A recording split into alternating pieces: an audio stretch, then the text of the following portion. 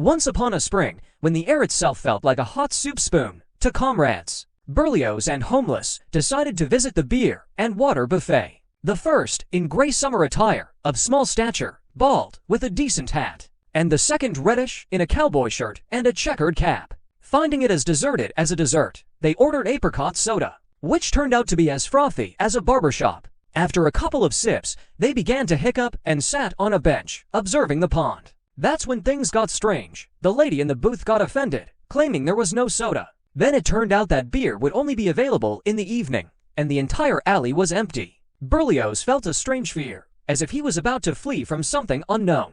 At the same time, he noticed a mysterious citizen in a checkered Kurta jacket with a jockey cap emerging from the sultry air. In general, the literati, sitting in the shade of lindens, not only quenched their thirst, but also encountered inexplicable phenomena, as if they had not only encountered apricot soda, but also anomalies that began to pursue them. On this peculiar evening, Berlioz, not entirely ready for the unusual events of life, experienced a genuine cultural shock. Against the backdrop of a hot sunset, a long citizen loomed before him, not touching the ground, swaying left and right. Berlioz looked, paled, and thought, "This can't be." But alas, it was. At that moment, Berlioz experienced a true cinematic film, where the main character, the strange citizen, danced before him like a wizard. Horror seized Berlioz so much that he closed his eyes. When he opened them, the haze disappeared, the citizen dissolved, and even a blunt needle popped out of his heart. "Damn it!" exclaimed Berlioz. "You know, Ivan, I almost had a heat stroke just now. It was like some kind of hallucination."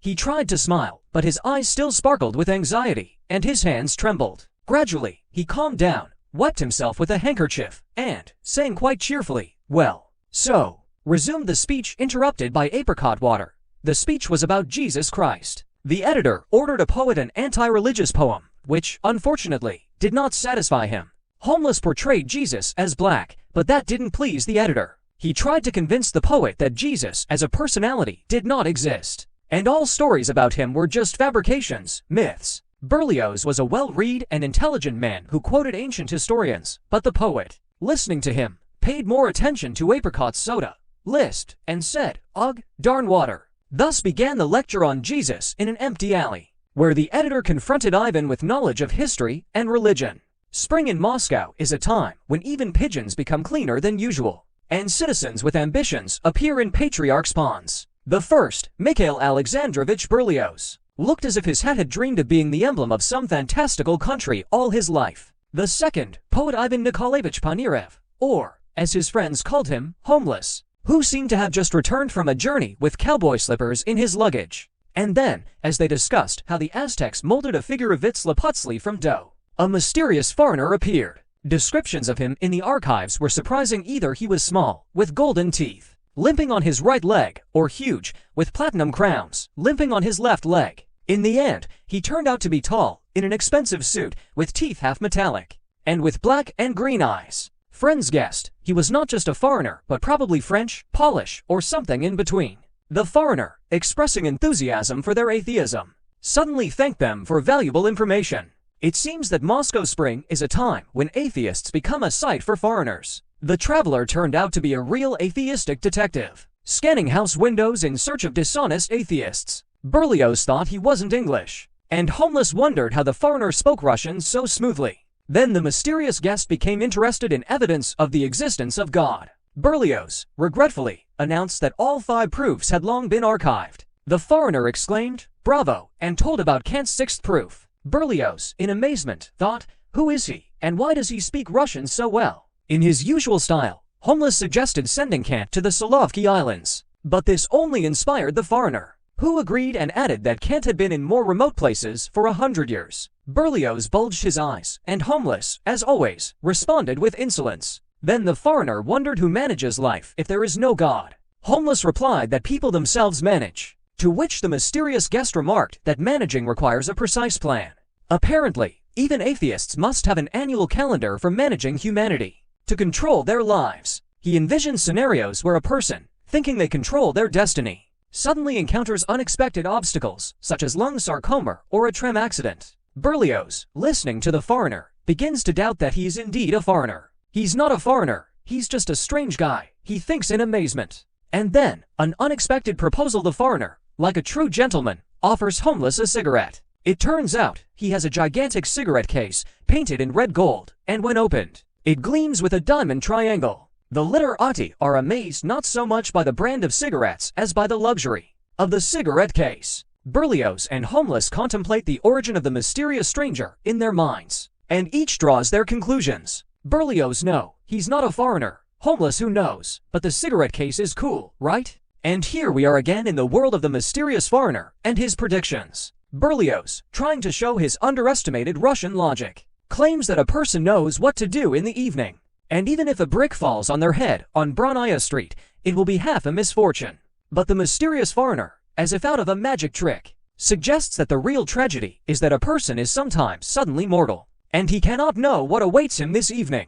Here he skillfully predicts that your head will be cut off. Homeless expresses dissatisfaction with this predicted death, and Berlioz, in turn, sarcastically asks who will be the executioner, enemies or interventionists. But attention! The foreigner announces something completely unexpected. A Russian woman, a Komsomol member, will become the performer of this predicted death. Silence falls, as if all participants suddenly froze. But Homeless decisively enters the game and asks a question about sunflower oil and Anushka, seemingly unrelated to the prediction.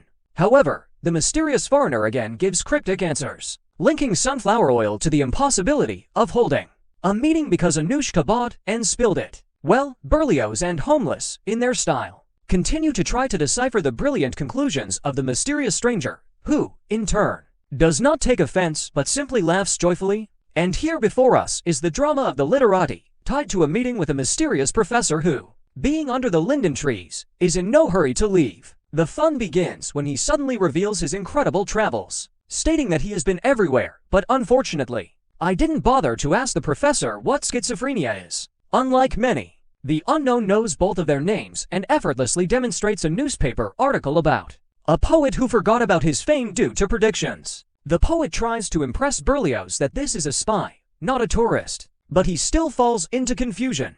And now, while they try to understand what is happening, the unknown offers his documents, a business card, a passport, and an invitation to Moscow.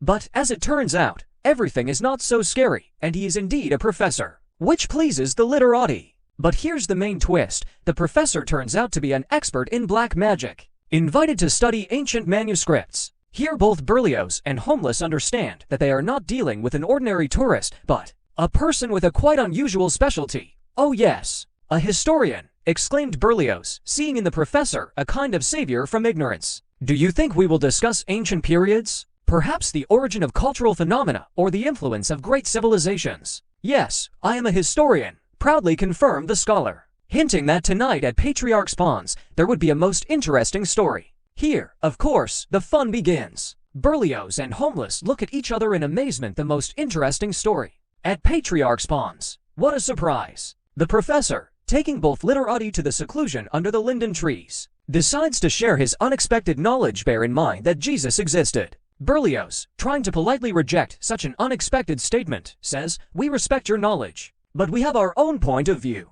And the professor, out of the blue, simply states, "No need for any points of view. He just existed, in a white cloak." Here, imagination runs far ahead, picturing Jesus, covered in a white cloak, appearing in the most unexpected historical moments, kindly telling his stories. At Patriarch's Pawns, something very unusual is probably waiting. The story of Jesus in a white cloak, presented by a professor historian.